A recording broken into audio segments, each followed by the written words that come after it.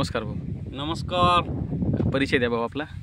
मी शिरीष रामराव कुलकर्णी, पानगाव तालुका रेणापूर, जिल्हा लातूर. भाऊ आपण SRT शेती कधीपासून करताय? SRT म्हणजे शून्य मशागत शेती मी गेल्या 1.5 वर्षापासून करतो. शून्य मशागत शेती म्हणजे तुमच्या दृष्टिकोनातून काय आहे?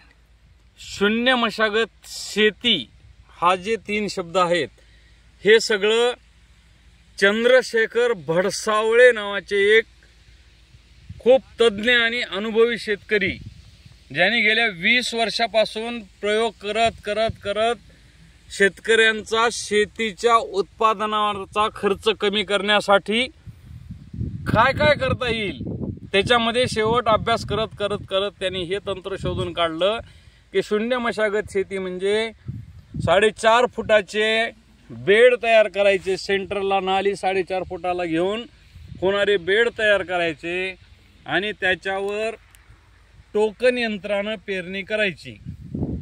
बेड कंपल्सरी, सऱ्या कंपल्सरी 4.5 फुटाला. आणि ह्या सऱ्या झाल्यानंतर तुमच्या शेतीमध्ये कितीही पाऊस पडला तरी वापसा कंडिशन चांगली राहते. आणि पाऊस कमी पडला तरी खंड पडल्यानंतर 20 दिवस, 3 आठवडे, 4 आठवड्यापर्यंत बेड तुम्हाला कमी पडलेलं पाणी पुरवतं. कारण आपण ह्या शून्य मशागत शेतीमध्ये नांगरणापासून खुरपण्यापर्यंत जमिनीची हलवाहलव करायचीच नाही.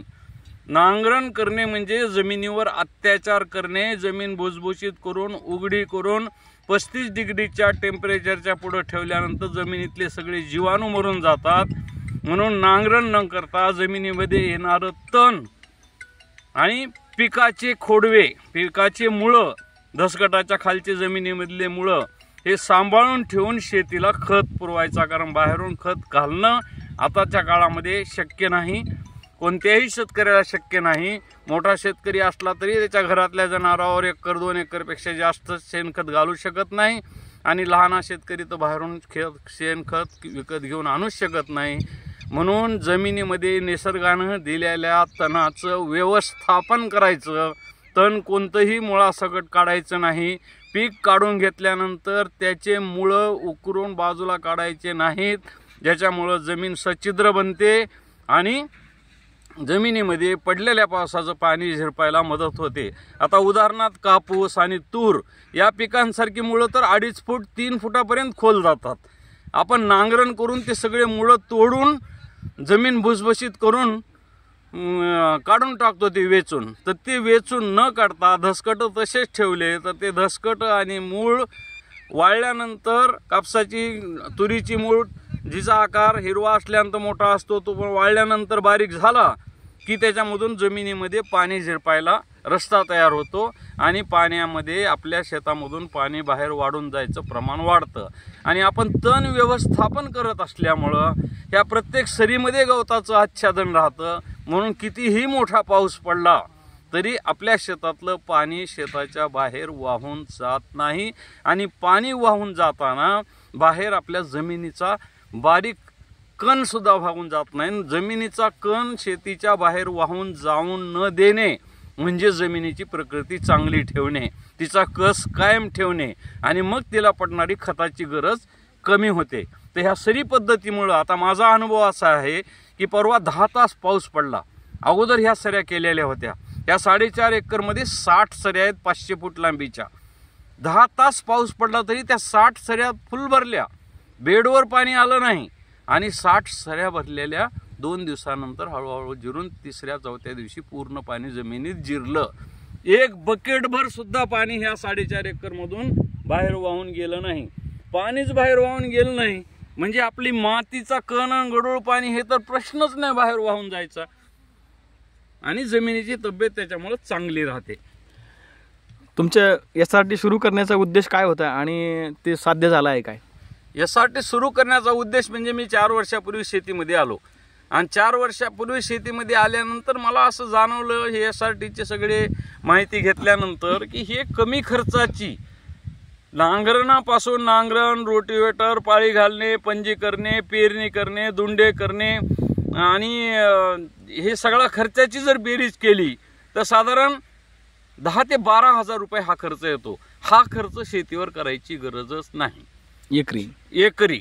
आणि शेती करत असताना आपल्याला 2 बैल लागतात. बैलाची कितीही खराब बैल जरी असली तरी किमान किंमत आता 1,50,000 आहे. चांगले बैल घेतले तर 2.5 लाखापर्यंत आहेत. त्याच्यासाठी एक माणूस लावला तर तो 1.5 लाखाच्या पुढे जातो. म्हणजे हा खर्च करायचाच नाही. बैल ठेवायचे नाहीत. बैलाचं शेण काढायला आता कोणी माणसं मिळत नाहीत. आपल्याला खुरपायला सुद्धा माणसं मिळत नाहीत. तर आपण हे शेतीची मशागत करण्याचा सगळा खर्च कमी करायचा आणि बैल पाळायचा आणि बैलाचा सांभाळायचा सगळा खर्च कमी जर केला आणि आपण फक्त तण व्यवस्थापन आहे जे आहे ते तणनाशकानं व्यवस्थापन करायचं. मग बाहेरचा प्रश्न लोकांचा असा असतो अभ्यास न करणाऱ्याचं की तणानं आमची जमीन खराब होते. पण असं काही नाही. कोणतंही तणनाशक नुसतं जमिनीच्या कणाचा मातीच्या कणाचा स्पर्श झाले की त्याचं विघटन होतं. विघटन म्हणजे काय? पाण्याचं विघटन झाले की H2O बाहेर पडतो. तसं तणनाशकाचं विघटन झाले की त्याचे जे कंटेंट आहेत ते गॅसच्या स्वरूपात बाहेर पडतात आणि जमिनीवर त्याचा काहीही परिणाम होत नाही. त्याचं रेसिड्यू जमिनीत शिल्लक राहत नाही. म्हणून तण व्यवस्थापन करायचं. तणाच्या मुळा जमिनीच्या बाहेर काढायच्या नाहीत. पीक काढून घेतल्यानंतर पिकाच्या दसकटाच्या खालच्या मुळा जमिनीच्या बाहेर काढायच्या नाहीत आणि तेच आपल्या जमिनीला खत पुरवतं. आता वेगवेगळ्या जमिनीमध्ये हजारो प्रकारचे तण येतात. सगळ्या जमिनीत सारखे येत नाहीत. ज्या जमिनीची जी गरज आहे त्याला परमेश्वर त्या तणाचं त्या शेतीमध्ये येतं आणि त्याच्यामुळं त्याला मिळाल्यानंतर त्या जमिनीची तब्येत चांगली राहते. काळ्या जमिनीत वेगळे तण असतात, भरड्या जमिनीत वेगळे तण असतात. तर त्या तणाचं व्यवस्थापन करून त्या तणाच्या सगळ्या मुळा जे आहेत त्या मुळा आपल्या जमिनीला मिळाल्या पाहिजेत खताद्वारे. त्याच्यामुळे जमिनीचा कस चांगला राहतो म्हणजे सेंद्रिय कार्बन चांगला राहतो.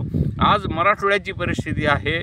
मराठवाड्याचा जमिनीचा सेंद्रिय कार्बन दरवर्षी नांगरण पाळ्या घालणं आणि हे करण्यामुळं त्याचा कस जाऊन सेंद्रिय कार्बन सरासरी 0.2 ते 0.5 आहे. माझ्या जमिनीचा सेंद्रिय कार्बन 0.75च्या पुढं आहे. मी कोणतंही खत वापरत नाही.